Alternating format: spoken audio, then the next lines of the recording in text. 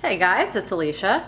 Today I have another 2-ingredient dough base recipe for you, and that is for a double crust peach cobbler. Now, I was asked by one of my viewers if I had a recipe for a cobbler using the 2-ingredient dough, and I do. This is it. So I thought I would go ahead and just share this. It's a really pretty easy recipe for cobbler, but it's very good. So let me jump in with the ingredients real quick. So first off, you're gonna need peaches, of course. I am using my home canned ones. I can peaches most years because I love them, very good. Now I do have a canning video where I show how I do this. I'll link that up above and down below if you wanna check that out. The only difference now is I used to can my peaches in a really light syrup, so very minimal sugar. But now that I like to keep everything more Weight Watcher friendly, I don't use sugar when I can my peaches. So that is the only difference from how I do these now and that video. I've got 2-quart jars here. I will let you know how many cups that is exactly. You're wanting probably 6 to 8 cups for this recipe, and you could definitely use fresh peaches, frozen peaches, whatever you have on hand. And then next up, you're going to need some light butter spread. I'm using the Brown that I use all the time. Get this at Kroger, Food Lion. I think those are the main 2 places I get that. You're gonna need an egg, and that is just gonna be to brush on the top crust to give it a nice brown look. I've got a teaspoon of lemon juice in there. You're gonna need a little bit of vanilla extract, some cinnamon, and then for the sweeteners, I'm gonna be using some of this powdered Lakanto Monkfruit sweetener. That is gonna be going in my crust. And then I'm also gonna be using some classic and then the golden or the brown. For the dough, as I said, the base of this is the 2-ingredient dough. So you're gonna be needing some self-rising flour. I'm gonna be using today 2 cups, and then I also have factored in a 1/4 cup for rolling and kneading the dough. And then you're gonna need 1.5 cups of fat-free plain Greek yogurt. And I believe that is everything. Not a whole lot of ingredients. And like I said, this one's really easy, but it's very good. So let me jump in and get it started. First step is to get your dough made. And so that, again, is going to be the 2-ingredient dough base. So I'm gonna start with 2 cups of self-rising flour. And then 1.5 cups of the plain Greek yogurt. Then to that, I'm gonna add a teaspoon of vanilla extract and 2 tablespoons or 1/8 cup of that Lakanto powdered. And then I'm gonna just mix all of that together really well until it starts to form a dough. So now I'm gonna take this on a lightly floured surface, and I'm gonna go ahead and just knead this for probably about 5 minutes.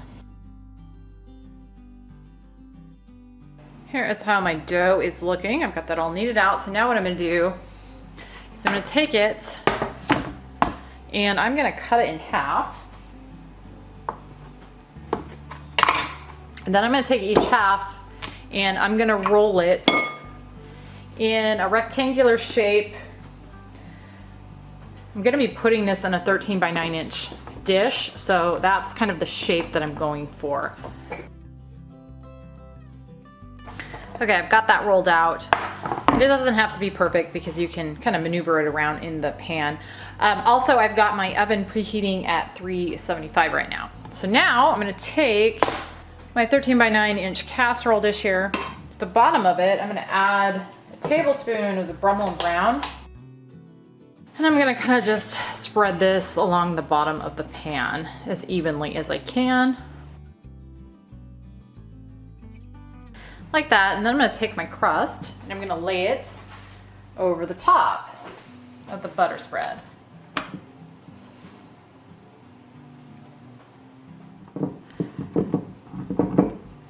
Kind of just maneuver it around in here to get it covering the whole bottom.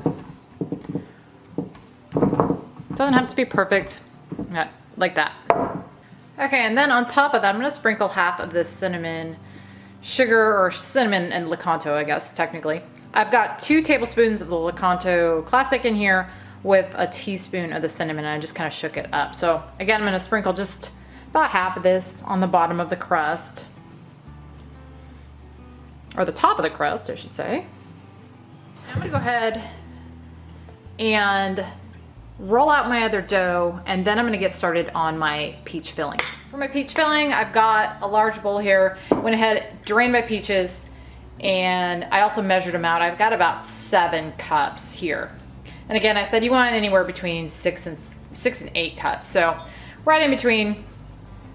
And now to those, I'm gonna add a teaspoon vanilla, my teaspoon lemon juice, teaspoon cinnamon, 1/4 cup of the Lakanto Classic. And you can use whatever sweetener you prefer that is calorie free. I'm just really liking this Lakanto. All of them are really good. And then a 1/4 cup of the brown.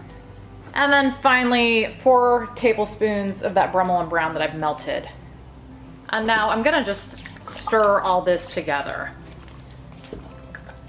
Like that. And this alone smells really, really good. Okay, so now back to my crust. Now I'm gonna take my filling and I'm gonna just pour it on top of that bottom crust. And spread that out in there a little bit. And I did end up with some juice coming off of those peaches, which might make it a little more runny, but I think it'll be okay. All right, now I'm gonna top this with my top crust. And if you wanna get a little fancier, you can definitely take your top crust and you can cut it into strips. I'm too lazy for that, to be completely honest. I like the fact that this is quick, and I don't want to make it any longer by doing a crisscross crust on top, but it does look pretty if you want to do that. I just do the solid top crust and call it good. So I'm gonna get this off of here without it hopefully sticking too bad. And then I'm gonna place it on the top of my peaches.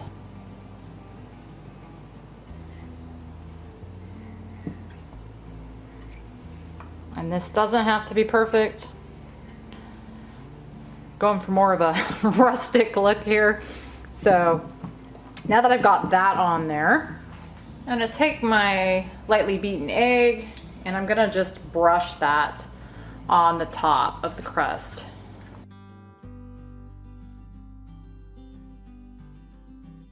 And I don't use the whole thing. I use about half of an egg. And then I'm gonna take the remaining cinnamon mixture here and sprinkle that on the top. Okay, now I'm gonna bake this at 350 I'm gonna start at about 50 minutes and watch it and see how it's looking, but it's gonna take about probably an hour or so. But I should mention, I'm gonna put this on top of a cookie sheet because this will most likely bubble over. It has before, and I don't want that all over the bottom of my oven. So definitely wanna put this on something to kind of contain the juices that may or may not bubble over. But I'll be back once this is done. I let this cook just about 55 minutes. It is done. It's nice and browned on the top and the juices were kind of bubbling in there nicely. So I pulled it out and now I'm gonna go ahead and let it cool for a little bit before I try and cut into it. Okay, I got this cooled. It's been well over an hour. I cut it up and this is a serving size, which is 1/8 of the total. And for me, that is just 5 points. We'll have my hubby give it a try. Let us know what he thinks.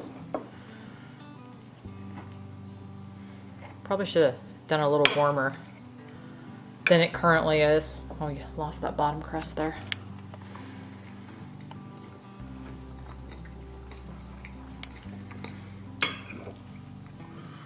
Yeah, nothing wrong with that. I'm still can't believe that's only 5 points.